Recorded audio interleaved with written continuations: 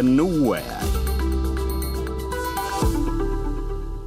ጤና ይስጥልን። ከ1990 ዓመተ ምህረት ጀምሮ ውጥረት ያልተለየው የኢትዮጵያና ኤርትራ ግንኙነት የጠቅላይ ሚኒስትር አብይ አህመድን ወደ ስልጣን መምጣት ተከትሎ በ2010 ዓመተ ምህረት በተደረገ የሰላም ስምምነት የተቋረጠው የሁለቱ ሀገራት ግንኙነት እንደገና ጀምሮ ነበር። ይህ የሁለቱ ሀገራት ሰላም ማውረድ በሀገር ውስጥም ሆነ በዓለም አቀፍ ማህበረሰብ ዘንድ አድናቆት የተቸረውና የኢትዮጵያ ጠቅላይ ሚኒስትርን የሰላም ኖቤል እስከ ማሸለም የደረሰ ነበር። ይሁንና የሁለቱ ሀገራት ሰላማዊ ግንኙነት የዘለቀው ለጥቂት ዓመታት ብቻ ሲሆን ከቅርብ ጊዜ ወዲህ ደግሞ ሀገራቱ አንዳቸው በአንዳቸው ላይ ጣት መጠቋቆም ጀምረዋል። አለመግባባቱም እየተካረረ መጥቷል። የኢትዮጵያ ጠቅላይ ሚኒስትር አብይ አህመድ ጥር 26 ቀን 2018 ዓ.ም በሕዝብ ተወካዮች ምክር ቤት ባደረጉት ንግግርም በህወሓትና በፌዴራል መንግስቱ መካከል በሰሜን ኢትዮጵያ በተካሄደው ጦርነት የኤርትራ ወታደሮች የጅምላ ግድያን ጨምሮ የተለያዩ ግፎችን ፈጽመዋል ሲሉ ወንጅለዋል። ጉዳዩ ለሁለቱ ሀገራት ቁርሾ መነሻ መሆኑንም ጠቅሰዋል። ይህንን ተከትሎ የኤርትራ ማስታወቂያ ሚኒስትር አቶ የማነ ገብረ መስቀል የኢትዮጵያ መንግስት በኤርትራ ላይ ሊከፍት ያቀደውን ጦርነት አጀንዳ ምክንያታዊ ለማድረግ የቀረበ ነው ሲሉ ውንጀላውን አጣጥለውታል። አቶ የማነ የኢትዮጵያ መንግስት በትግራይ ጦርነት ወቅትና ከጦርነቱ በኋላም ለኤርትራ ሰራዊት የክብር ሜዳሊያ መሰጠቱንም አስታውሰዋል። ጥር 30 ቀን 2018 ዓ.ም የኢትዮጵያ የውጭ ጉዳይ ሚኒስትር ባወጣው መግለጫ ደግሞ የኤርትራ መንግስት ወታደሮቹን ከኢትዮጵያ ግዛት በአስቸኳይ እንዲያወጣና አማጺ ቡድኖችን መደገፉን እንዲያቆም አሳስቧል። የኤርትራ የማስታወቂያ ሚኒስተር ግን የውሸትና የፈጠራ ወንጀላ ሲል የኢትዮጵያ መንግስትን መግለጫ ውድቅ አድርጎታል። ሁለቱ ሀገራት ሲወነጃጀሉ ይህ የመጀመሪያ አይደለም። ቀደም ሲልም የኤርትራው ፕሬዝዳንት ኢሳያስ አፈወርቂ ለኤርትራ ቴሌቪዥን በሰጡት ቃለ ምልልስ ሀገራቸው ጦርነት እንደማትፈልግ ነገር ግን ሀገራችንን እንዴት መጠበቅ እንዳለብን እናውቃለን ሲሉ ገልጸዋል። የሁለቱ ሀገራት የቃላት ጦርነት ያሳሰባቸው ዓለም አቀፍ ድርጅቶችም ችግሩን በንግግር እንዲፈቱ በማሳሰብ ላይ ናቸው። በዚህ መልኩ በሁለቱ ሀገራት መካከል የቀጠለው የቃላት ጦርነትና መወነጃጀል ወዴት ያመራ ይሆን? እንዴትስ መፍትሄ ያገኝ? የዛሬው የንዋይ ዝግጅት ትኩረታችን ነው። በዚህ ውይይት 4 እንግዶችን ጋብዘናል። አቶ አብዱራህማን ሰይድ የምስራቅ አፍሪካ የፖለቲካ ተንታኝ ናቸው። አቶ ባይሳ ዋቆያ ዓለም አቀፍ የህግ ባለሙያ ናቸው። አቶ ዳሞ ዳሌ የዓለም አቀፍ እና የፖለቲካ ሳይንስ ባለሙያ ናቸው። ቀደም ሲል የተወካዮች ምክር ቤት አባልም ነበሩ። በውጭ ጉዳይ ሚኒስቴርም ከፍተኛ ባለሙያ ሆነው ሰርተዋል። በአሁኑ ወቅት ደግሞ ግሎባል ፒስ ባንክ የተባለ በሰላም ላይ የሚሰራ ሀገር በቀል መንግስታዊ ያልሆነ ድርጅት የሰላምና ግንባታ ፕሮሞሽን ዳይሬክቶሬት ዳይሬክተር ሆነው እየሰሩ የሚገኙ ናቸው። ዶክተር ተመስገን ቶማስ የሰላምና ደህንነት ባለሙያ ናቸው። እንግዶቼ በውይይቱ ለመሳተፍ ስለፈቀዳችሁ አመሰግናለሁ። እድል ስላገኘን እናመሰግናለን። ሁለቱ ሀገራት የቃላት ጦርነት ጀምረዋል። አንዱ በአንዱ ላይ ያው መወነጃጀል እየታየን ያለና የሁለቱ ሀገራት የቃላት ጦርነት ወዴት ሊያመራ ይችላል? አቶ አብዱራህማን ከርሶ ልጀምር እስኪ። አመሰግናለሁ። ጉዳዩ መወነጃጀል ወይም የቃላት ጦርነት ሳይሆን በአንድ በኩል በኢትዮጵያ መንግስት በኤርትራ ላይ እየተደረገ ያለው የቃላት ጦርነት እና የሉዓላዊ ግዛት ወደ ኢትዮጵያ የማስገባት ለዛ ሲባል ደግሞ የተለያዩ ምክንያቶች እያቀረቡ ናቸው። አንዳንዴ የፕሪቶሪያ ስምምነት ከዛ በኋላ ጀምሮ በስምምነቱ ስላልተስማሙ ፕሬዚደንት ኢሳያስ ከኢትዮጵያ ጋር ግንኙነታቸው ለማቋረጥ ተገደዋል የሚል ምክንያቶች ይሰማሉ። ባለፉት ጥቂት ቀናት ደግሞ ችግሩ ከጦርነቱ ጊዜ ጀምሮ እንደነበር ከዛም በላይ የኢትዮጵያ ሉዓላዊ ግዛቶች በኤርትራ ሰራዊት ስር እንዳሉ ይጠቅሳል። በተለይ የውጭ ጉዳይ ሚኒስትሩ ደብዳቤ ማለት ነው። ያም ሆኖ ግን የትኞቹ ናቸው እነዚህ ግዛቶች አይወስንም፣ አይጠቅስም። ስለዚህ እስካሁን ሲደረግ ያለው የ2018 ዓመተ ምህረት ስምምነት አፍርሰው ሌላ ለጦርነት የሚጋብዝ ምክንያቶች እየፈጠሩ ናቸው። እነዚህ ምክንያቶች ደግሞ በተለይ ከኢማራቶችና ከሌሎች በኢማራት በስተጀርባ ያሉት አጀንዳዎች የቀጠናውን አጀንዳዎች ከነሱ ጋር የሚሄድ አጀንዳ እንጂ የኢትዮጵያ ወይም የኢትዮጵያና የኤርትራ ወይም ደግሞ የአፍሪካ ቀንድ አጀንዳ አይደለም ለማለት ይቻላል። እስካሁን አቶ ባይሳ ይሄኑ ጥያቄ ለርሶ ላቅርብና እንግዲህ የሁለቱ ሀገራት ፍጥጫ ወዴት ሊያመራ ይችላል? የርሶ ያለውት ግምገማ ምን ይመስላል? ወዴት ሊያመራ ይችላል የሚለውን ትንሽ ያዳግታል። እውነቱን ለመናገር ለሚመጣው እንደው ግጭት ይከሰታል ብለን ብንገምት የግጭቱ መንስኤ ብሎ ከኢትዮጵያ ግዛት እንዲወጡ ከምለው ባሻገር ምንድን ነው ኤርትራ ወታደር መቼ ነው ወደ ኢትዮጵያ ገባው? ለምንድን ነው እስከዛሬ ድረስ የኖረው? መንግስት እስከዛሬ ድረስ ለምን ዝም አለ? ዛሬ ለምን እንዲወጡ ተደረገ ወይም ተፈለገ? ከየት ቦታ እንዲወጡ የሚፈለገው ለሚለው ነገር ምንም አንዳችም አይነት አስተሳሰብ የለንም፣ ግምቱም የለንም። ምክንያቱም እንደምታወቀው በኢትዮጵያ ፖለቲካ ትራንስፓረንሲ የሚባል ግልጽነት የሚል ነገር ስለሚጎለው ጋዜጠኞችም በቦታ ሄደው ለህዝብ የሚያሳውቁበት፣ ፖለቲካ ተንታኞችም እዛ ቦታ ተገኝተው የሚያዩበት መድረክ ስለሌለ የምናወራው በግምት ነው። ይህ እንዲህ እንደሆነው እያለ ግጭቱ ወዴት ያምራ ነው? ግጭት ምን ጊዜም ወደ ጥፋት ነው የሚያመራው። እንዲሁ መጨረሻ ላይ ስምምነት የሚል ቃል ታፔላ ለጥፍበታል እንጂ ስምምነት እስኪደርሱ ድረስ ሁለቱም ተጋጩ ማለት ሰዎች ይሞታሉ፣ ኢኮኖሚ ይዳሽቃል፣ ወጣቱ ትውልድ ታፍኖ ወይም በራሱ ፍላጎት ጦርነት ቦታ ሄድና ይማግዳል። ይህ ደግሞ በቲዮሪ ሳይሆን በተግባር ያየናቸው ናቸው። በመጀመሪያ ኢትዮጵያና ኤርትራ መካከል እና ዛላምበሳ ላይ በተደረገው ጦርነት ምን ያህል ኢትዮጵያ እንዳለቁ እናውቃለን። ለምን ተብሎ ሆላቲታ ያ ቦታ እውነትም ያን ሁሉ ህዝብ ለማሰዋት በቂ ነው የሚለው ላይ ደረስ። አሁንም ግጭቱ ቢከሰት ትልቅ አደጋ ነው የሚያመጣው። የዓለም አቀፍ ማህበረሰብም ኢትዮጵያዊም ኤርትራዊም በስጋት የሚመለከተው ነው። የሁለቱን ሀገራት አሁን ያለውን የቃላት ጦርነትና ውዝግብ ሰጣ ገባ የጦርነት ድባብ አንዣቧል የሚል ስጋት በብዙዎች ዘንድ አለና አቶ ዳሞዳሌ የእርስዎ አስተያየት ምን ይመስላል? እንደው የሁለቱ ሀገራት አሁን ያሉበት ፍጥጫ ታሪካዊ መሰረቱን አይተን አጠር አድርጌ ማሳየት ፈልጋለሁ። በኤርትራና በኢትዮጵያ መካከል ያለ ግንኙነት አንዱ ችግር ምንድነው? ፎርማል መደበኛ ቻነል ላይ ያልተመሰረተ በኤርትራው ነጻ አውጪ ድርጅትና ያን በኢህአዴግ መካከል ሁለቱም ደርግ ስልጣን ላይ ያለ ተባብረው በሚዋጉበት ጊዜ በድርጅታዊ አሰራር ላይ የተመሰረተ ግንኙነት ነው። ስልጣን ከያዙ በኋላ የተካሄደው ግንኙነት የኤርትራ መገንጠል ሪፈረንደሙ ያስገኛቸውን ውጤቶች ያልተቀበሉ ብዙ ኢትዮጵያ ልሂቃን አሉ። ኤርትራው መንግስት ጋር ከተዋጉም በኋላ 20 ዓመት ዝም ብሎ ሰላም የለም ጦርነት የለም የሚል ቆይቶ በዛ መካከል የተባበሩት መንግስታት ድርጅት ገብቶበት የአልጀርሱ ስምምነት የሚባለውም ተፈርሞ እሱም በስነ ስርዓት ሳይጠናቀቅ ሰላም ጠባቂ ጦር ወጣ። በዛ መካከል ጠቅላይ ሚኒስትር መጥተው በቃ የአልጀርሱ ስምምነት ተቀብለናል አይነት ካሉ በኋላ ምን አይነት ዝርዝር ስምምነቶች እንደነበሩ አይታወቅም። ከዛ በኋላ መሀል ላይ በትግራይ በኩል በተለይ በህዋስ በኩል ቅሬታ ነበረ። ከኢትዮጵያ መንግስት ጋርም በስምምነቱም ላይ ተሳትፎ ስላልነበረው ያው ጦርነት እንደገና ከትግራይ ጋር በሚካሄድበት ጊዜ የኤርትራ ጦር ከኢትዮጵያ መንግስት ጎን አብሮ መዋጋቱ ግልጽ ነው።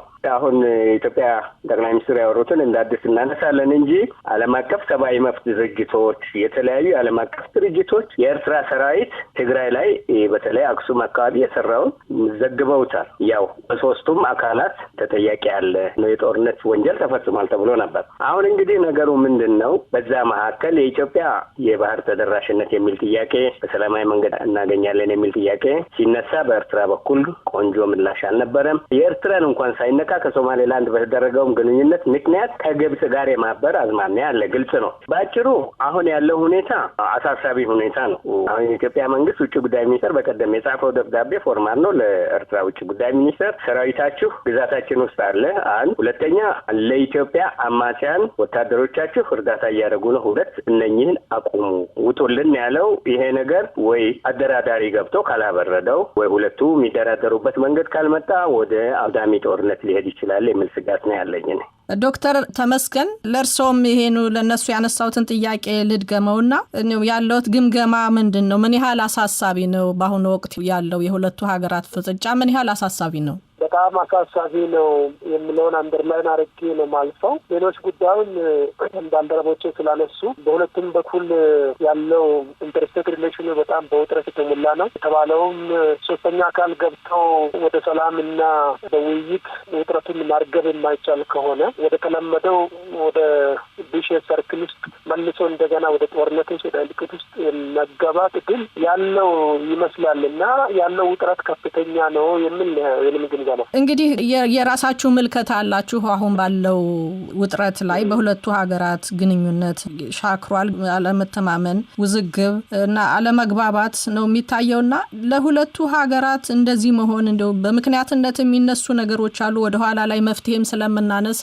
መነሻዎቹን በመጠኑ ብናያቸው ጥሩ ይመስለኛልና አንዳንዶች የሁለቱ ሀገራት ስምምነት በግልጽ በመርህ ላይ የተመሰረተ አለመሆኑ አሁን ላለው አለመተማመን ምክንያት ሆኗል፣ ዘላቂ ሰላም እንዳይኖር በሁለቱ ሀገራት መካከል ዘላቂ ሰላም እንዳይኖር አድርጓል የሚሉ አሉና የእናንተ አስተያየት እንደው ከዚህ ይለያል? መነሻውስ ምንድነው ብላችሁ ታስባላችሁ?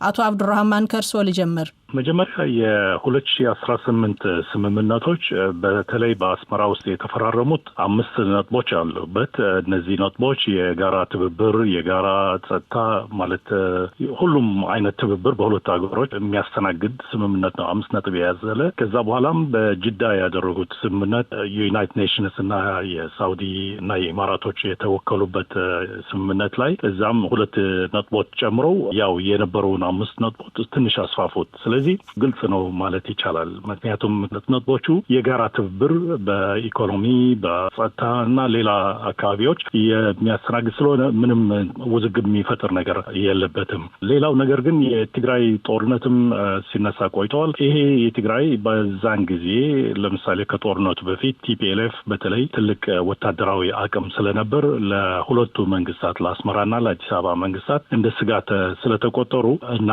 ይሄ ነገር ደግሞ ድብቅ አልነበረም። የቲፒኤልኤፍ የጦር ኃይል በጣም ኃይለኛ ሆኖ እንደመጣ ለሁለቱም ስጋት ስለፈጠረ ጦርነቱ ሁለቱ ተሳትፈውበታል። በዛን ጊዜ ኦፍ ኮርስ ስህተቶች ፈጽመዋል ሁለቱም መንግስታት ከጦር ወንጀላ አልፎ ሌላ እንዲያውም ትብብራቸው ምን ላይ የተመሰረተ ነው ግልጽ ሳያደርጉ ቆይተዋል። ለ4 ወር የሚያክል የኤርትራ ጦር በኢትዮጵያ የውስጥ ጦርነት እየተሳተፈ መሆኑን በሁለቱም በኩል ሳይገለጽ ቆይተዋል። በአሜሪካኖች እና በዩናይትድ ኔሽንስ ፕሬሸር ሲደረግባቸው ከ4 ወር በኋላ ነው የኤርትራ ሰራዊት እዛ እየተሳተፈ መሆኑን ያስታወቁት። ግን በስምምነቱ መሰረት ይሄ ትብብር የዛ ኤክስቴንሽን ነው ብለው መግለጽ ይችሉ ነበር። በተለይ ደግሞ ትግራይ ጦርነት ሲነሳ በኤርትራ ድንበር ስለሆነ ኢምፓክት አለው ወደ ኤርትራ።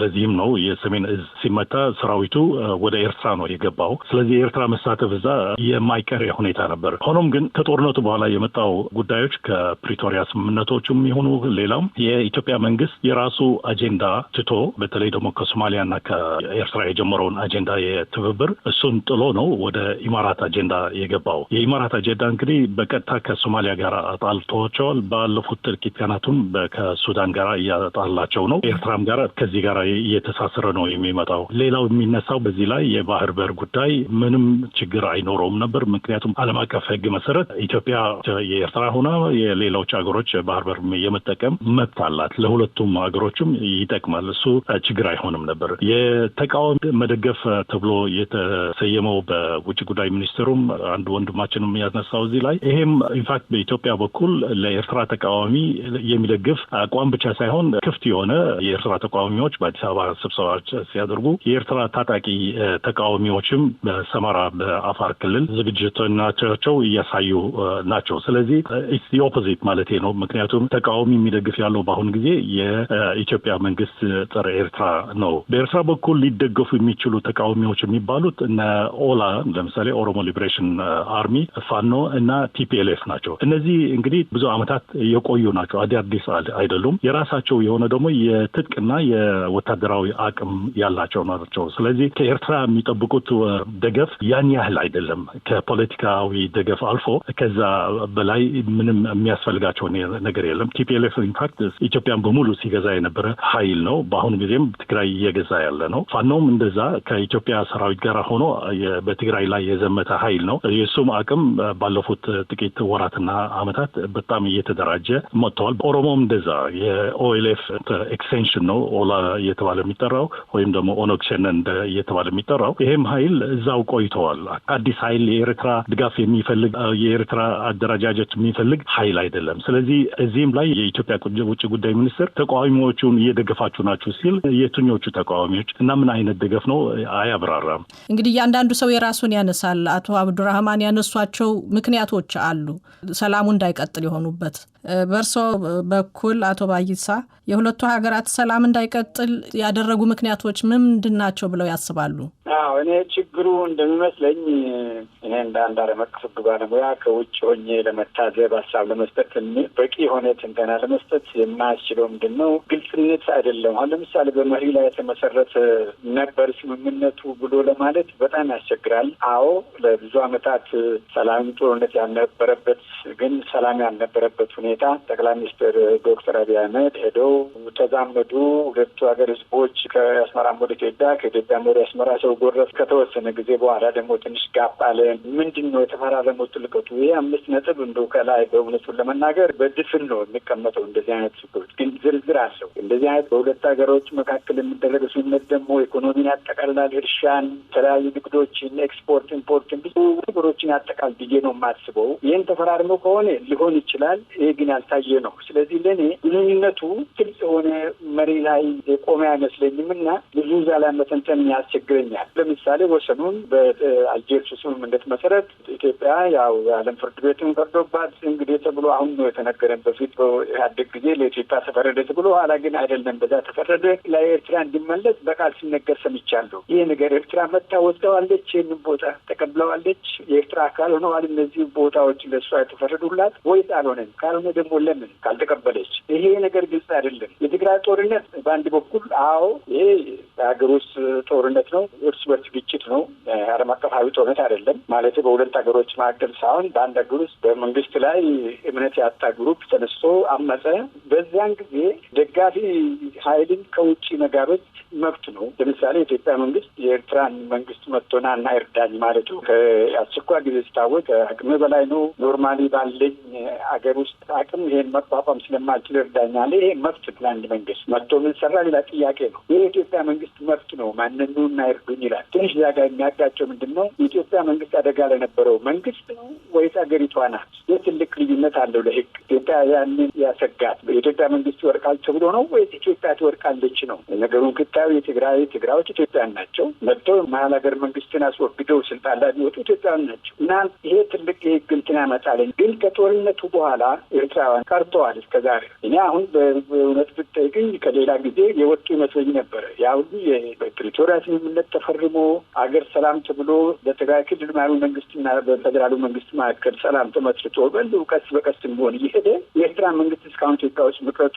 ለኢትዮጵያኖችን ግልጽ አይመስለኝም ነው ሆኖ ተገኘ። አሁን በደብዳቤው መሰረት ከኢትዮጵያ እንዲሄዱ ተጠየቁ። አሁን ለምንድን ነው መንግስት እስከዛሬ ያቆያቸው ከሰላም ስምምነቱ በኋላ? ይሄ ግልጽ ያልሆነ ነገር ነው። ከሆነ የፈለገው ይሁን፣ ግን የኤርትራ መንግስት ግን ጋብዘን እንዳናወጣ ማለት መፍትሄ ይሄ ወረራ ነው የሚሆነው። ስለዚህ የኤርትራ መንግስት መውጣት አለበት፣ የኢትዮጵያ መንግስት ደግሞ እንዲወጣ መጠየቅ አለበት። የኔ ግን ችግሩ እንትን ይሄ አይመስለኝም። መነሻው አንዱ ነው። ይሄ እንደ ሰበብ ነው የሚቆጠረው። ምክንያቱም ኢትዮጵያ ሁላችን እንደምናውቀው ነው የአሰብ ወደብን ትፈልጋለች። ይህን ለማግኘት እሷን የወገናት ለምሳሌ የኤሚሬት ለኤርትራ መንግስት እንደ ጠላት ነው የሚቆጠረው። የኢትዮጵያ ደግሞ እንደ ጠላትን ባይቆጠር ሳውዲ አረቢያ ኤርትራን ትደግፋለች። ይሄ በዓለም አቀፍ ግንኙነት ምንም ወንጀልን የለው። መንግስት የፈለገውን ይስማማኛል የሚለውን ሀገር መጥቶ ወዳጅ ያደርጋል። የኢትዮጵያ ኤሚሬትን ወዳጅ ማድረግ ህጋዊ ነው፣ ትክክል ነው። የሳውዲ አረቢያ ደግሞ ኤርትራ ጋር መቆም ህጋዊ ነው፣ ትክክል ነው። ግን ሁለቱ ጎረቤት ሀገሮች እንደ ኢትዮጵያና ኤርትራ ያውም አንድ ሀገር ነበሩ፣ የጋራ ማንነት የነበራቸው ህዝቦች በውጭ ሀገር ኃይሎች ተመርጦ ቢዋጉ አሳዛኝ ነው። ለዚህ ነው ጥፋቱ በጣም አውዳሚ ነው ብዬ ከመጀመሪያው አስቀመጥኩት እና መፍትሄው ወደ መፍትሄው እንመለሳለን። እሺ፣ አመሰግናለሁ። አቶ ዳይሞን እና ዶክተር ተመስገን ሁለቱም በሰላም ላይ የሚሰሩ ባለሙያዎች ናቸውና ከኢትዮጵያና ከኤርትራ ፍጥጫ አንጻር እንደው መነሻው ምንድን ነው ትላላችሁ እናንተ? አቶ ዳሌ ከርሶ ልጀምር። ቅድምም ነካ አድርጌ ነበረ የአቶ ባይሳ በዓለም አቀፍ ህግ ቋንቋ የገለጹትም አለ። የሁለቱ ሀገሮች ዋናው ችግር እኔ በተሞክሮ የኢትዮጵያ ሽግግር መንግስት ወቅት ኤርትራ እንድትገነጠል ፎርማል እንዲሆን በኢትዮጵያ በኢህአዴግ በኩል ሁኔታዎች በሚመቻቹበት ወቅት ውጭ ጉዳይ ሚኒስትር ነው የሚሰራው እና ምንድን ነው የነበረው የመንግስት ሎ ኦፍ ስቴት ሳክሴሽን የተከተለ ሳይሆን አገረ መንግስት የስቴት ባህሪ ሳይሆን የድርጅቶች ግንኙነት ነው የነበረው። ያ የድርጅት ግንኙነት በወቅቱ ባሉ መሪዎች መካከል በሚፈጠር ስምምነት ኢንፎርማል በሆነ ሁኔታ ስምምነቶች ይካሄዳሉ።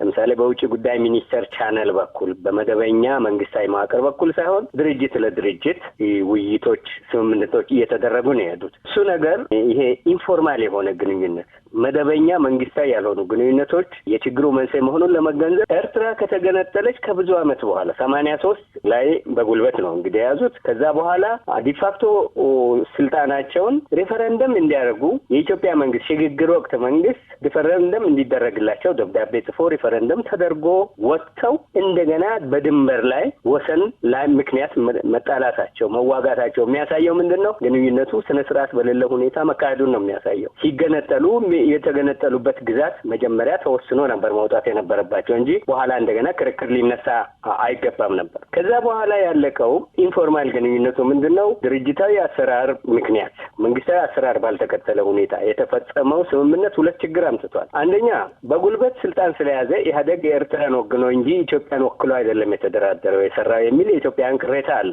በሚገርም ሁኔታ እንደ ትንቢት በሚመስል መልኩ ዶክተር ያዕቆብ አሰብ የማናት የምትለው ላይ መግቢያ ላይ ይሄን ቁጭ አድርገው አስቀምጠዋል። ወደፊት ኢትዮጵያን የሚወክል መንግስት ሲመጣ የጥያቄ መነሳቱ አይቀርም የሚል ይሄ እንግዲህ ግልጽነት በሌለው ሁኔታ ዓለም አቀፍ ህግ ፕሮሲጀሮችን ባልተከተለ ሁኔታ መንግስታዊ ግንኙነትን ወደ ጎን ትቶ በድርጅታዊ አሰራር የተፈጸሙ ነገሮች ናቸው ይሄን የፈጠሩት። ከዛ በኋላ የአልጀርሱ ስምምነት ኢትዮጵያ በጦርነት ድል አድርጋ ቢሆንም ተመልሶ በጣሊያን ካርታ መሰረት ድርድር ተካሂዶ አልጀርሱ ስምምነት ለኤርትራ የሚያዳላ ውሳኔ ቢሰጥም በመሬት ደረጃ ተቀብያለሁ፣ መሬት ላይ ግን ለማስመር የምንለዋወጣቸው ነገሮች አለ ኢህአዴግ። በዛ ምክንያት 20 ዓመት ቆየ፣ እምቢ አላለም ፊት ለፊት። አሁን ጠቅላይ ሚኒስትሩ በ2018 ወይም በ2010 የሰላም ስምምነት የሚባለው ራሱ ኢንፎርማሊቲ አለው። ምክንያቱም ሰላም ስምምነትም ይሁን ዓለም አቀፍ ስምምነት ከተካሄደ በኢትዮጵያ መንግስታዊ ተቋማት በኩል ቢያንስ ማለፍ አለበት። ለምሳሌ ፓርላማው እንደዚህ አይነት ውል ስለማጽደቁ መረጃ የለኝም እኔ። እንደዛ አይነት ውል ከሆነ ገዢ ነው የሚሆነው። ድንበሩም በዛ ሳይታወቅ መቼም እንዲህ አይሄድም። አሁን ያንም ኤርትራ ኢትዮጵያ በአልጀርሱ ስምምነት መሰረት አልተቀበለችም፣ ግዛትን በጉልበት መልሳለሁ፣ ይሄ መሀል ላይ የነበረው ይውጣልኝ ስትል ተወጣ። ያንም ግዛት የኢትዮጵያና ኤርትራ የሚሻሙበት ግዛት ተለይቶ መሬት ላይ ችካል ሳይቸከል ነው እንግዲህ አሁን ኤርትራ የት ነው ያዘችው የት ነው ያለው የሚለው ጭቅጭቅ የሚያመጣው ዛሬም ለዚህ ነው። አሁን የመጨረሻው በትግራይ ጦርነት ወቅት የገቡበት ነው ይሄ ነገር እየተነሳ ያለው ወይስ ያኔ በአልጀርሱ ስምምነት የተካተተው ነው የሚለው የሚያሻማን ለዚህ ነው። ባጭሩ የኢትዮጵያና ኤርትራ ማንም አገር ጎረቤት አገር ጋር ችግር ሊነሳ ይችላል። ችግር እያመረቀዘ እንዳይፈታ የሚያደርገው ዋናው ይህ መደበኛ የሆነ ግንኙነት ላይ የተመሰረተ መሆኑ ነው። መንግስታዊ ባህሪ የሌለው ግንኙነት እየቆየ እዛው ላይ ሌላ እየተጨመረ መምጣቱ ነው የሚል እይታ ነው ያለኝ። ዶክተር ተመስገን የሁለቱ ሀገራት ሰላም ዘላቂ እንዳይሆን ያደረጉ ምክንያቶች ምንድናቸው ይላሉ እርስዎ? ሶስት ምክንያቶችን ለማነሳው የመጀመሪያው ከዚህ በፊት ተናጋሪ እንደተናገረው መጀመሪያ ኤርትራ ከኢትዮጵያ ስትገነጠል የተገነጠለችበት መንገድ ህገ መንግስታዊ የጸደቀ ቋሚ የሆነ ህገ መንግስት በሌለበት የተደረገ መሆን፣ በጊዜው የኤርትራና የኢትዮጵያ ወሰን በትክክል የተካለለ አለመሆን እና ግልጽ የሆነ ስምምነት ያንን ባለመደረጉ በተለይ ሁለቱ አሸናፊዎች ደርግን ለማስወገድ እና የራሳቸው የፖለቲካ አጀንዳ የነበራቸው ቲፒኤልኤፍ እና ኢፒኤልኤፍ የፈጸሙት ቋሚ ህገ መንግስት በሌለበት እና በተለይ ከወደብ ጋር ተያይዞ ወደምታጣው ሀገር ምን መሆን አለባት የሚል ግልጽ የሆነ ስምምነት በመካከላቸው አለመኖር ዛሬ ላይ የወደብ ጥያቄ ኢትዮጵያ እንድታነሳ አድርጓል። ይሄ በኢህአዴግ ጊዜ ማንሳት እንደነውር የሚቆጠርም የተከለከለ ነገር ተደርጎ የሚወሰድ ነው። ነገር ግን በኢትዮጵያውያን ዘንድ የጠፋ የተረሳ የተተወ ጉዳይ አይደለም እና አሁን ጊዜውን ጠብቆ ይሄ ነገር ጎልቶ ሊመጣ ችሏል ማለት ነው። ስለዚህ ያን የነበረው የሂስቶሪካል ባክሎጉ ዛሬ በዚህ መልኩ በተለይ ከባህር በር ጥያቄ ጋር ተያይዞ በሁለቱ ሀገር መካከል ግንኙነት እንዲሻክር ያን የነበረው የ1991 ወይ 83ቱ ከኤርትራ መገንጠል ጋር ተያይዞ አለ እንደ አንድ ምክንያት አነሳለሁ ማለት ነው። ሂስቶሪክ ፋክተር። ሁለተኛው ኢትዮጵያና ኤርትራ ሰላም ሲፈጥሩ ቅድም አንቺን ትታነሺ እንደነበረው ዓለም የተደሰተበት ነው፣ ሁላችንም የተደሰትንበት ወደር ያልነበረ አይነት ግንኙነትን ደስታን የፈጠረ ነው። ወደዚህ ግን ሳይቆይ ደግሞ ወደ ሰላምም ወደ ሌለበት ኖቲስ ወደ ኖ ዎር አይነት ሴናሪዎች ደግሞ ተመልሰን መግባት ችለናል ማለት ነው። ሁለተኛው መንስኤ የማስበው የፕሪቶሪያ ስምምነት ነው። የፕሪቶሪያ ስምምነት ላይ እንደሚታወቀው ስምምነት ተደረገው በቲፒኤልኤፍ እና በማዕከላዊ መንግስት መካከል ነው። በጦርነቱ ደግሞ እንደ ዋና ተዋናይ የነበረች ኤርትራ ሳትሳተፍ ቀረች። ይሄ የፈጠረው ቅሬታ አለ ብዬ እወስዳለሁ። ምክንያቱም ጦርነት ላይ ኦልሬዲ ተሳትፋለች፣ የራሷ ፖለቲካል ኢንተረስቶች አሉ። ስለዚህ በመጨረሻ ስምምነት ላይ ኤርትራ ተሳታፊ ያለመሆን በሁለቱ ሀገር መካከል ላይ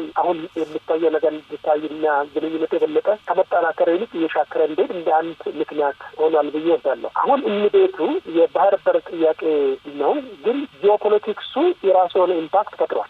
የአፍሪካ ቀንድ እንደሚታወቀው በጣም ዳይናሚክ ነው። የአሊያንስ ፎርሜሽኑ በጣም ፈጣን ነው፣ በጣም ዳይናሚክ ነው። ይሄ አሊያንስ ፎርሜሽን በሁለቱ መካከል ያለው ግንኙነት እንዲሻክር እንደ ምክንያት ሆነዋል የሚል ጀስቲፊኬሽን ያለኝ ማለት ነው። እንግዲህ ምክንያቶቹን አይተናል፣ አስጊነቱን አይተናል።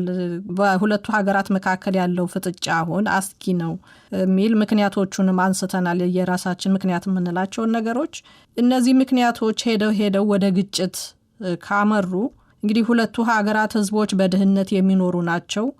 ኢትዮጵያ ውስጥም ግጭቶች አሉ። እንደው መሸከም ይችላሉ ወይ? ሌላ ግጭት፣ ሌላ አዙሪት ይቻላል ወይ? አቶ አብዱራህማን ወደ እርስዎ ነው ጥያቄውን ማመጣው። መጀመሪያ በህዝቦቹ መካከል በተለይ ደግሞ በኢትዮጵያና በኤርትራ መካከል ያለው ትስስር የመሬት፣ የህዝብ፣ የባህል፣ የታሪክ የብዙ ነገሮች ናቸው። ለምሳሌ የአክሱም ታሪክ ሲባል ኤርትራን ሳይጠቀስ ማታለፍ አይቻልም።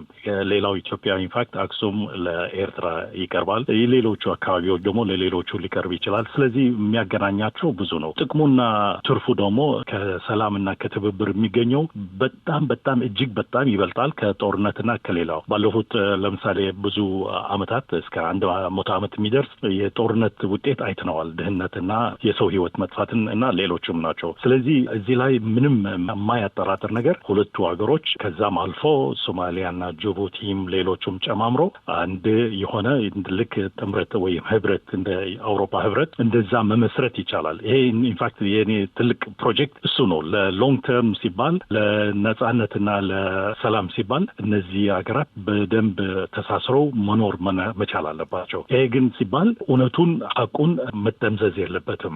ለምሳሌ የኤርትራ ህዝብ ጥያቄ የድርጅት ጥያቄ አይደለም። የኤርትራ ህዝብ ጥያቄ የኢትዮጵያ መንግስታት ጥያቄ አይደለም። የኤርትራ ህዝብ ነው። ስለዚህ የኤርትራ ህዝብ በታግሎ ባለው የህጋዊ መሰረት ሬፈረንደሙም አድርጎ ነጻነቱን ተቀናጅተዋል። ይሄ እንግዲህ እንደ የድርጅት ጉዳይ ነው ተብሎ ሲጀመር ችግሩ የመፍታት ወይም ደግሞ የመፍትሄ ጥያቄ ሲነሳ ብዙ ችግር ይፈጥራል። ምክንያቱም የወያኔ ችግር ሆኖ ይመጣል ወይም የሻቢያ ችግር ሆኖ ይመጣል። ግን እውነታው እንደዛ አይደለም። ሌላው ደግሞ በኢትዮጵያ በኩል አሁን በቅርቡ እየተነሳ ያለው የኢትዮጵያ መንግስት ወይም የዛኔ የሽግግር መንግስት ስለነበር ምናምን እየተባለ የሚባለው በኢትዮጵያ መንግስት ኢንፋክት እስካሁን ድረስ ህዝብ የሚወክል መንግስት ተመስርቶ አያውቅም። ለምሳሌ በኃይለ ሥላሴ ጊዜም ቢሆን ንጉሳዊ ስርዓቱ፣ በመንግስቱም ጊዜም በሌሎቹም። ስለዚህ ይሄ ነገር እንደገና ሌላ ጥያቄ ያመጣል ማለት ነው። ስለዚህ የትኛው ነው የኢትዮጵያ ወካይ ተብሎ የሚጠራ መንግስት ኖሮ ያውቃል ወይ የሚል ጥያቄም ሊያነሳ ይችላል። ስለዚህ በአጠቃላይ ምን ማለት ነው የምፈልገው እዚህ ላይ የሁለቱና ከዛ ከሁለቱ በላይ አገሮች አብሮ የመኖር ይሄ እንደ ጥያቄ ወይም እንደ አማራጭ የሚመጣ ሳይሆን እንደ ግዴታ ነው። ሌላ አማራጭ የለም። ሌላው የውጭ አገሮች እዚህ ላይ ማስተባበር፣ በተለይ ግጭቶች ላይ የውጭ ጥቅሞቹን ላይ እዛ ቅድሚያ መስጠት ሲጀመር ብዙ ውስብስብ ስለሚፈጥር ይሄ አንዱ የችግሩ መንስኤ ሊሆን ስለሚችል ይሄንን ደግሞ ገደብ ከተደረገበት ለሌላው ክፍት ቦታ ይሰጣል፣ ለሰላሙና ለትብብሩ ለማለት ነው። አመሰግናለሁ። አቶ ባይሳ ይሰሙኛል? ኢትዮጵያ ውስጥ የሀገር ውስጥ ግጭት አለ። የፌዴራል መንግስቱ ከህወሓት ጋር የነበረው ጦርነትም የቅርብ ጊዜ ነው። ገና ፋታ ከተገኘ በፕሪቶሪያ ስምምነት ጦርነቱ ቆሞ 2 ዓመት ቢሆነው ነው። እንግዲህ እንደው ኢትዮጵያ ጦርነት መሸከም ትችላለች ወይ አሁን ባለው ሁኔታ? ሌላ ተጨማሪ እኔ ከሙያ አንጻር ነው፣ በንግግር ነው ማምነው። በጠመንጃ አላምንም። ጠመንጃ በምንም ተአምር የውጭ ወራሪ ካልመጣ በስተቀር በሀገር ውስጥ ጉዳይ ላይ ሰላም አምጥተው ማቅም ብዬ ስለማምን በኢትዮጵያና በኤርትራ መካከል የሚደረገው እንዲህ በዝቅተኛ ደረጃ የሚወሰድም ቢሆን አጥፊ ነው የሚሆነው እና ኢትዮጵያ ህዝብ ደግሞ መጀመሪያ በባድሜ ላይ እንግዲህ ቁጥሩን መቼም ትራንስፓረንሲ ስለሌለ በትክክል አናውቅም እንጂ ወደ 70 ሺህ የሚሆኑ ወገኖቻችን አልቋል ይባላል። በትግራይ ጦርነት ጊዜ ሰው የተለያዩ ሚዲያዎች እንደሚጠሩ ወደ 1 ሚሊዮን ህዝብ አልቋል ይባላል። አሁን በአማራ ክልል የሚደረገው ሰዎች ይሞታሉ፣ ይታገታሉ፣ ትምህርት ቤቶች ይዘጋሉ፣ መምህራን ይሞታሉ። እንደዚሁ ብትሄዱ ወደ ምዕራብ ወለጋና ምዕራብ ሸዋ ውስጥ ደግሞ እንደዚሁ ራሱን የቻለ የኦሮሞ ነጻነት ሰራዊት ጋር ግጭት ይኖራል። በግጭቱ ውስጥ ሰላማዊ ሰልፍ ያልቃል። ይህ ትልቅ እልቂት በብዙ ፓርቶች ኢትዮጵያ ላይ እየተካሄደ ያለበት ሀገር ሌላ ደግሞ ዓለም አቀፋዊ ግጭት ከጎረቤት ሀገር ጋር ለማንሳት መሞከር ትልቅ ጥፋት መሆን አለበት። እንደኔ ሰላም ማስፈን። ለሀገር ሰላም ከተፈነ ጎረቤት ሀገር ይፈራል። ኢትዮጵያ በሰላም ብትኖር ሰላማ ሁሉ የተረጋጋ ቢሆን የአንዳንዱ ህዝብ ጥያቄ በሰላም መልስ ቢያገኝና ሁሉ ህዝብ ተስማምቶ ሰላሙን አግኝቶ ቢሆን ኖሮ የጎረቤት ሀገሮች እጃ ጣልቃ የሚገቡበት ምክንያት አይኖርም ነበረ። አሁን መንግስትን የሚቃወሙ ኃይላት ወደንም ጠላንም በቀጥታም ሆነ በተዘዋዋሪ የውጭ ድጋፍ አላቸው። እኛው ደግሞ እንጋጭ እንጂ ጠመንጃ የሚያቀብል ሞልቷል ዓለም ላይ የራሳቸውን የብሔራዊ ጥቅማቸውን ለማስከበር ብሎ በኢትዮጵያ ጣልቃ የሚገቡ አሉ። በቀጥታ ጣልቃ ገብቶ ደግሞ ኤርትራን በእኛ በኩል ነው ሊወጉ ሳይሆን ተቃዋሚ ኃይላትን ኢትዮጵያን የምታሰለጥናቸው አሉ። ኤርትራ ለመውጋት ይባላል። ኤርትራም እንደዚሁ በኢትዮጵያ መንግስት ላይ የምታሰለጥናቸው አሉ። በእነዚህ ሳቢያ የውጭ ሀገር መንግስታት ገንዘብ ያላቸው በተለይ ባህረ ሰላጤ ሀገሮች ብዙ ገንዘብ አፍሰው ህዝባችን ለትልቅ አደጋ እንዲያመራ ሊያደርጉ ይችላሉ እና ከዚህ ሁሉ በነበነ የአደጋው ግዙፍነት ታውቆ መንግስት በተፈለገው መንገድ ይሁን በሰላም ተነጋግሮ ከኤርትራ ጋር በሰላም ግጭቱ የሚቋጭበትን መንገድ መፈለግ አለበት ባይ ነኝ። ይሄ ደግሞ የማይቻል ነገር አይደለም። ኤርትራ ዓለም ላይ ካሉ ሀገራት ለእሷ ጥቅም ኢኮኖሚያዊ፣ ማህበረሰባዊ፣ ፖለቲካዊ ጥቅም የሚያስገኝላት ሀገር ምድር ላይ ናምበር ዋን አንድ ቁጥር ላይ ብትቀጥል ኢትዮጵያ ውስጥ ብኖራት በቀላሉ የምታራግፉበት ለኢትዮጵያ ደግሞ ማንም የማይጠቀምበትን የአሰብን ወደብ ለኢትዮጵያ ጥቅም ብታውል በክራም ይሁን በግዢ ኢትዮጵያ ደግሞ ትርፍ የሆነውን የህዳሴ ግድብ መብራታችንን በአነስተኛ ዋጋ ቢሰጥ ወይም በቅያሬ ብታደርግ ኢትዮጵያ ትልቅ ጥቅም ለኤርትራ የሚሰጥ ኤርትራ ደግሞ ትልቅ ጥቅም ለኢትዮጵያ የሚሰጥ ሀገር ስለሆነች የሚጋጩበት አንዳችን ምክንያት ይሆናል ብዬ አልገምትም፣ አይታየኝም። እና ግጭቱ በአጠቃላይ ለመደምደም ያህል አውዳሚ ነው የሚሆነውና መከሰት የለበትም ባይነኝ። ህዝቡ ሰልችቶታል። ጦርነት አያስፈልገውም ኢትዮጵያ ህዝብ። አቶ ዳይሞዳሌ አቶ ባይሳም አንስተዋል፣ አቶ አብዱራህማንም አንስተዋል። ሰላሙ የበለጠ ይጠቅማል ለእነዚህ ሁለት ሀገር ህዝቦች እና ኢትዮጵያ ውስጥ ደግሞ እንግዲህ አሁን ግጭት አለ፣ መፈናቀል አለ። ሌላ ሸክም ትችላለች ወይ ሀገሪቱ? አሁን ባለንበት ሁኔታ ቀርቶ መቼም ሊሆን ኢትዮጵያን በሚመስል ኤርትራን ለሚመስል ሶማሊያ ለሚመስል በምርጫ የሚገባ ጦርነት ሊሆን አይችልም። በምንም ተአምር ኢትዮጵያ ሆነ እዚህ ወደኋላ የምንገባበት ይሆናል። የአፍሪካ ቀንድ ሀገራት ጦርነት የሚዋጉበት ቁመና ላይ አይደለም። የኢትዮጵያና የኤርትራን ግንኙነት ደረጃ፣ ትስስር ደረጃ ቅድም የመጀመሪያው ተናጋሪ አብዱራህማን ገልጸዋል። ኤርትራ ውስጣዊ ሰላም ያላት ትመስላለች እንጂ ኤርትራም ሰላም አይደለችም። ያው ሰው ሲሰደድ ነው የሚውለው። እኔ አሁን በስራ ምክንያት እስከ ደቡብ ኦሞ ሄዳለሁ። ኤርትራን እየተሰደዱ በደቡብ ኦሞ በኩል ሁሉ ሊወጡ ሲሉ ነው የሚያዙት። ሀገራቸው ያው ጸጥታ ሊኖረው ይችላል። ሰላም ቢኖር እንደዚህ አይሆንም። ስለዚህ ኢትዮጵያም ሰላም ነው እንጂ የሚያስፈልጋት ግጭት አያስፈልጋትም። የምንቋቋምበት ኢኮኖሚ ያው ካለን ከጉሮሮ ነጥቆ መዋጋት ማለት ነው። ኢትዮጵያም ሆነች እዚህ በቃ አፍሪካ ቀንድ የሚባለው ሱዳንን ጨምረንበት ጦርነት ለመዋጋት የሚያስችል ሁኔታ ላይ አይደሉም። መቋቋም አይቻልም ሲባል ያው የተለመደውን የስቃይ ህይወት መቀጠል ነው የሚሆነው። ስለዚህ ሁለቱ ሀገሮች በስምምነት በውይይት መፍታት አለባቸው። ውጭ ጉዳይ ሚኒስቴር ደብዳቤም እንደዛ ነው እንወያይ ነው የሚለው። ኤርትራም ያው አላረኩም ነው ያለች ያለችው። በዚህ መካከል እንግዲህ እግዚአብሔር ከረዳን ወደ ድርድር ይከዳል፣ ጦርነት ላይከሰት ይችላል የሚል ተስፋ ነው ማረገው። ለጦርነት አመቺ ሁኔታ ላይ አይደለንም የሚል አጭር መልስ መልስ ይሻላል። ዶክተር ተመስገን በዚሁ ጥያቄ ላይ የእርስዎን አስተያየት ይጨምሩበት። ጦርነትን የትኛውም የአፍሪካ ቀንድ ሀገራት አፎርድ አያረጉም። አይደለም ያደጉትም እኮ አፎርድ እያደረጉ አይደለም። ለሩሲያ እኮ የዩክሬን ጦርነት እየከበደ እያየናት ነው። እና ጦርነት ገብተንም በቀላሉ የምንጠውም አይደለም። በጣም ዲስትራክቲቭ ነው። የሰው ላይፍ ነው ኮስት የምናደርገው። ስለዚህ እንደው የህልውና ጉዳይ ኤግዚስቴንሻል ትሬት ካልሆነ በቀር ተመራጭ አይደለም። ኢኮኖሚካል ትሬት ነው ጦርነት። ለሰላም ራሱ ትሬት ነው። ለፖለቲካው ለሶቨርኒቲው ትሬት ነው። እና እኛ ደግሞ ጦርነት አላነሰንም። ትላንትና በጣም ዲቫስቴቲንግ ጦርነት ነበር። አሁንም ችግሮች አሉብን። እሱ ላይ ደግሞ ዓለም አቀፍ ጦርነት ውስጥ ገብተን እንደ ሀገር ሰርቫይቭ ማድረግም ይከብደናል። ስለዚህ ለእኛም አይደለም ለኤርትራም በብዙ መልኩ ስቲል በጣም ፖለቲካል አንስታብል የሆነች ስቲል ኮንስቲቱሽናል ኦርደር እንኳን ያልፈጠረች በጣም በብዙ ነገር ላግ ያደረገ ሀገር ነው እና ሰላም ነው የሚሻለን። ስለዚህ ሁለቱም ሀገራት እንደ ሶስተኛው ወገን ተጨምሮም ቢሆን ወደ ሰላም ወደ እርቅ ጉዳዮችን በድርድር ወደሚፈታበት አማራጭ መሄዱ ነው የሚሻለው። ጦርነት አናፎርደብል ነው የምን ያለኝንም። አቶ አብዱራህማን ወደ እርስዎ ጥያቄ ይዤ ልምጣና እንግዲህ ኢትዮጵያም ኤርትራም ከኋላቸው የሚሰለፉ ሌሎች ኃይሎች በተደጋጋሚ ይነሳልና እንዲህ አይነት ግጭት ከተከሰተ የሌሎች ሀገሮች መፋለሚያ ሜዳ ሊሆኑ ይችላሉ ኢትዮጵያና ኤርትራና አስጊ ነው ከዚህ አንጻር ተብሎ ይነሳልና የምስራቅ አፍሪካን ፖለቲካ እንግዲህ በቅርበት የሚከታተሉ ሁሌ የሚተነትኑ ባለሙያ ነውትና አስተያየት እሱ ላይ እንዲሰጡ ፈልጌ ነው። እንግዲህ ጭብጡ ታይተዋል ማለት ከሶማሌ ጋር የተደረገው አለመስማማት ግብጾችን ሶማሌ ድረስ እንዲገቡ አስችለዋል። ጅቡቲም እንደዛ፣ ግብጽ አሁን እዛ ይገኛሉ። ኤርትራም እንደዛ፣ ቱርኮችም እና ሌላ ኃይሎችም ኢራኖች ለምሳሌ የመን ውስጥ ይገኛሉ። ሳውዲ አረቢያ ደግሞ አሁን የመን ወደ ሳውዲ ለማስመለስ እየሞከሩ ናቸው። ኢማራቶችን ከየመን አስወጥተው በኢራን የሚደገፉ ብቻ የሁቲ ቡድን ቆርጠዋል እዛ እና በኢትዮጵያና በኤርትራ ይሁን በኢትዮጵያና በሱዳን በኢትዮጵያና በሶማሊያ የሚገኝ የሆነ አይነት ግጭት የግድ ነው ሌላ አገሮች እንደሚገቡበት የሚያሰጋው። ለምሳሌ በአሁኑ ጊዜ ምናልባት ኢትዮጵያ ከኢማራትና ከእስራኤል ጥሩ ግንኙነት አላት። እስራኤል ደግሞ የግብጽና የቱርኪ ወደዛ አካባቢ መስፋፋት ስጋት ሊፈጥርባቸው ስለሚችል ሶማሌላንድ እውቅና ሰጥተው እዛ ላይ ምናልባት አንድ እንቅስቃሴ ሊያደርጉ ይችላሉ። ከዛም አልፎ ህንድ ደግሞ አሁን ባለፈው በጠቅላይ ሚኒስትር ሙዲ አዲስ አበባ በደረሱበት ጊዜ የኢትዮጵያና የህንድ ግንኙነት ወደ ስትራቴጂካዊ ሌቨል ከፍ አድርጌዋለሁ ብለው ተናግረዋል እና ይሄ ነገር ምን ያህል ስጋትና የሌሎች ሀገሮች ጦርነቱ ውስጥ የመግባት ሁኔታዎች ሊፈጠሩ ይችላሉ።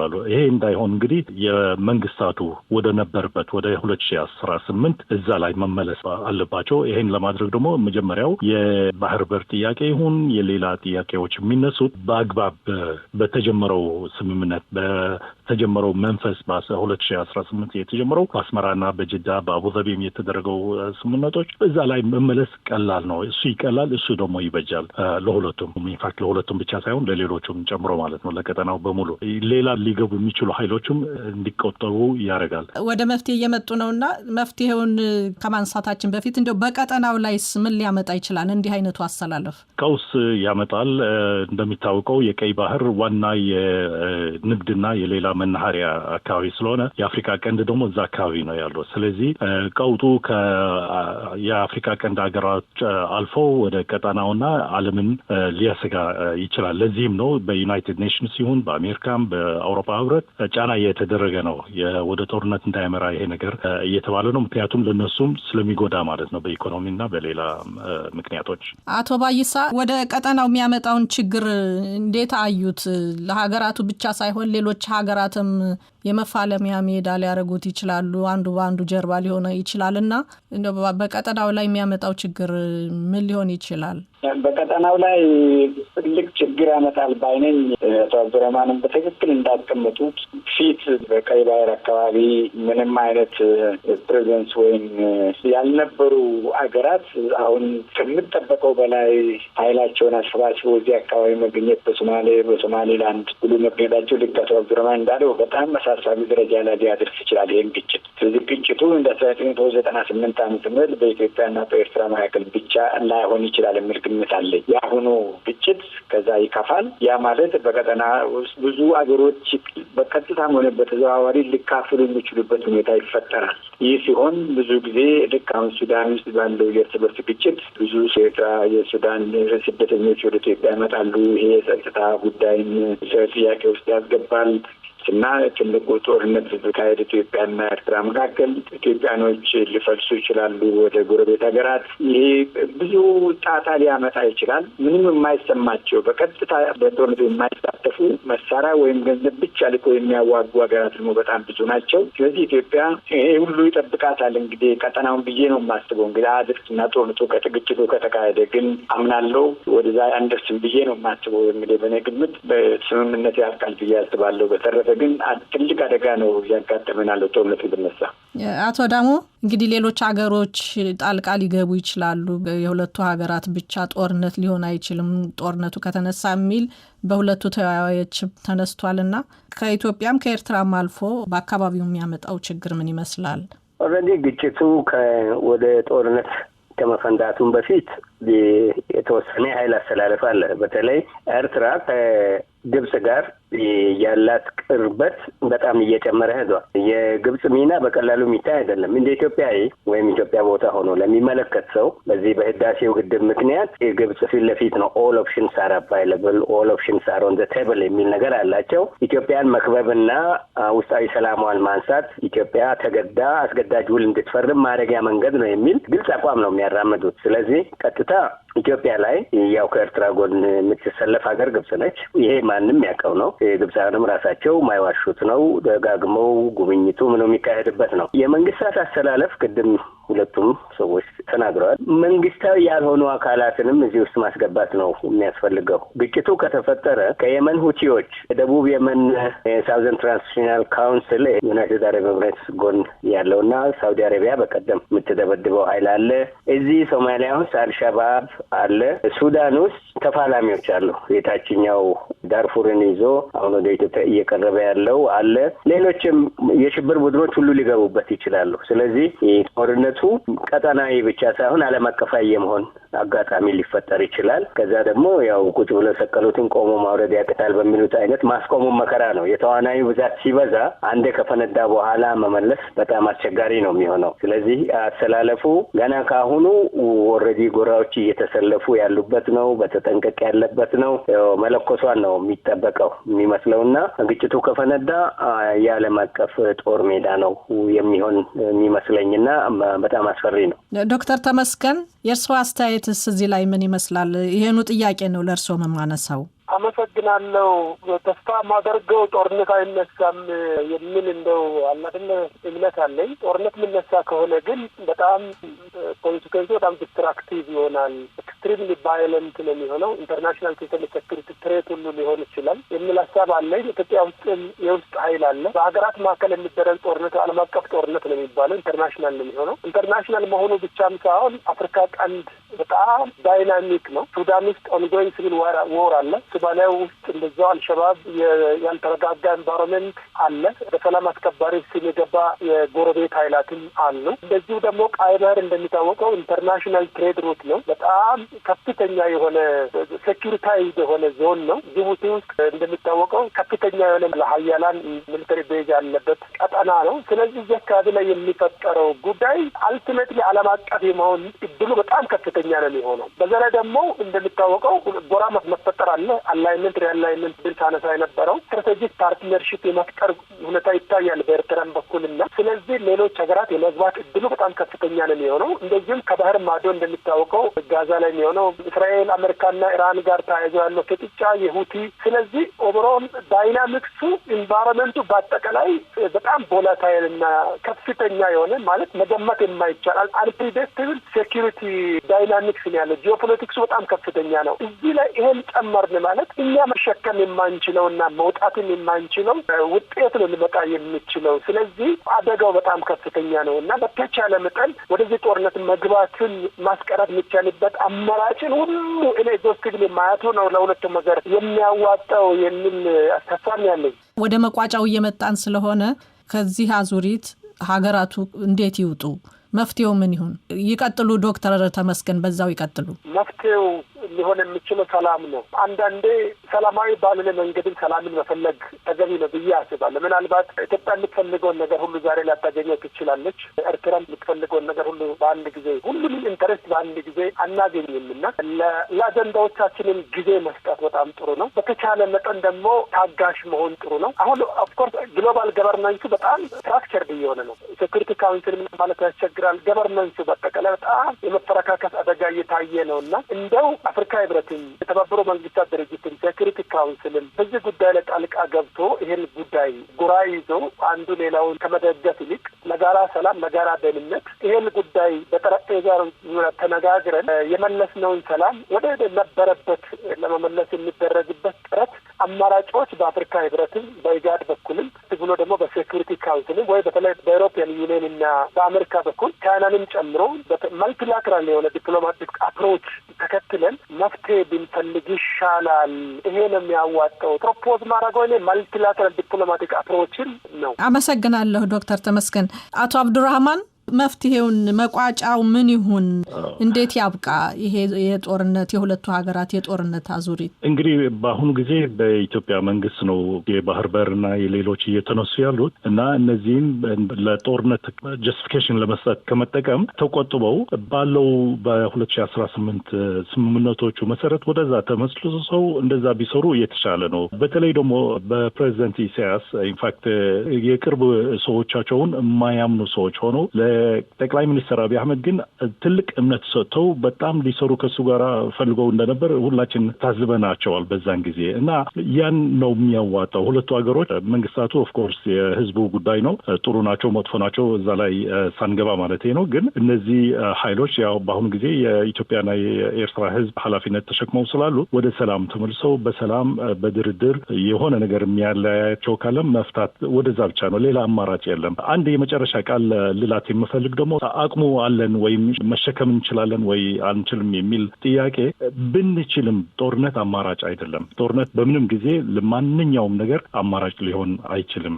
አቶ ባይሳ ወደ መፍትሄ እየመጣን ስለሆነ መፍትሄው ምን ይሁን? አቶ አብዱራህማን በትክክል አስቀምጠዋል። ሌላ ብዙ የሚጨምረውልኝም ጦርነት በምንም መልኩ አማራጭ አይሆንም። የኤርትራና የኢትዮጵያ ህዝቦች መሪዎቻችንን ጨምሮ ያን አንድ ህዝቦች የነበሩ አንድ አይነት ሳይኮሎጂካል አስተሳሰብ የነበራቸው እና ብቻን ማንም የውጭ ሀገር ጣልቃ ሳይገባ እርስ በርሳቸው ተግባብተው ችግር ሊፈቱ ይችላሉ የሚል እምነት ስላለኝ ጦርነት ታምቡሩን ትተው አሁን የሰላም መንገዱን በፓብሊክ ዲፕሎማሲ በፈለገ ይሁን የውጭ ሀገር ማንም ሳልገቡ ራሳቸው ሶልቭ ያደርጋሉ የሚል ግምት አለኝ። ጦርነት አማራጭ አይደለም። ይነጋገሩ፣ ይወያዩ ሁለቱ ሀገራት ብቻ። አቶ ዳይሞር ውይይቱን ይቋጩልኝ። የመጨረሻ ተናጋሪ እርስዎ ኖት። ሁለቱ ሀገራት ወደ ሰላም እንዲመጡ ወደ ንግግር እንዲመጡ ምን መደረግ አለበት? የመጀመሪያው እንግዲህ ግልጽነት ነው። ኮንፊደንስ ቢልዲንግ ይባላል። አሁን ቅድም ያነሳ ነው በሁለቱ ሀገራት መካከል ለጊዜው እየታለፈ እንደገና የሚያገረሽ ነገር ችግር ሲነሳ የሚፈቱበትን ፕሮሲጀር በትክክል ባለመዘርጋታቸው ነው የሚል እምነት አለኝና አሁን መጀመሪያ ወደ ጦርነት የመሄድ አማራጭን ቀጥታ ማቆም ነው። ይህን ለማቆም ሁለቱ ሀገሮች ካላቸው ግንኙነት ባለፈ የሌላውን ሶስተኛ አካል ሳይሆን የየራሳቸውን ብሔራዊ ጥቅም ካሰሉ ጥቅሙን የሚያገኙት በሰላማዊ መንገድ እንጂ በጦርነት አይደለም። በጦርነት ኪሳራ ነው። ሁለቱም ጥቅሞቻቸውን ሊያጡ ስለሚችሉ በዛ መልክ ካሰቡ በኋላ ተቋማዊ የሆኑ ውይይቶችን በትዕግስት ማካሄድ አለባቸው የሚል ነገር አለኝ። ሁላችንም በዚህ መልክ የጦርነት ፕሮፓጋንዳውን መቀነስ ነው መጀመሪያው ነገር። ራስን ለዛ ፕሮፓጋንዳ አለማጋለጥ ቢጀምር ከዛ በኋላ ውይይት ይመጣል። አሸናፊ ተሸናፊ የሚባል ነገር የለም በሚል መንፈስ ወደ ውይይት እንዲመጡ መግፋት ነው። ትላልቅ ሀገሮችም እየመጡ ነው ወደ ኢትዮጵያ። በጣም በብዛት ዲፕሎማቲክ እንቅስቃሴ አለ። ይህን ሳያነሳ ያልፋል የሚል ነገር የለኝም። ግን ባለቤቶቹ ሁለቱ ሀገሮች ናቸው። ሁለቱ ሀገሮች በጋራ ነው መጠቀም የሚችሉት። አንዱን የሚያሸንፍበት የለም የሚል እይታ ይዘው በትዕግስት በድርድር ለመፍታት መሄድ ነው። በሁለቱ ሀገሮች ውስጥ ያሉ አጎራባችም የሆኑ የታጠቁ ኃይሎችም በዚህ መልክ ነው መሄድ ያለባቸው። አጋጣሚውን ተጠቅሞ አመፅን ማቀጣጠል አይጠቅምም፣ አብሮ መጥፋት ነው የሚሆነው። በዚህ መልክ ከስነ ልቦና ጀምሮ ወደ ህጋዊ መስመር መሄዱ ነው የሚያዋጣው የሚል ሀሳብ ነው ያለኝ። አመሰግናለሁ። አቶ አብዱራህማን ሰይድ የምስራቅ አፍሪካ የፖለቲካ ተንታኝ፣ አቶ ባይሳ ዋቆያ ዓለም አቀፍ የህግ ባለሙያ፣ አቶ ዳሞዳሌ ግሎባል ፒስ ባንክ የተባለ ሀገር በቀል መንግስታዊ ያልሆነ ድርጅት የሰላምና ግንባታ ፕሮሞሽን ዳይሬክቶሬት ዳይሬክተር ሆነው የሚሰሩ ናቸው። ዶክተር ተመስገን ቶማስ የሰላምና የደህንነት ከፍተኛ ባለሙያ ናቸው። እንግዶች በውይይቱ ስለተሳተፋችሁ ከልብ አመሰግናለሁ። እናመሰግናለን። ግን ስላገኘን እናመሰግናለን።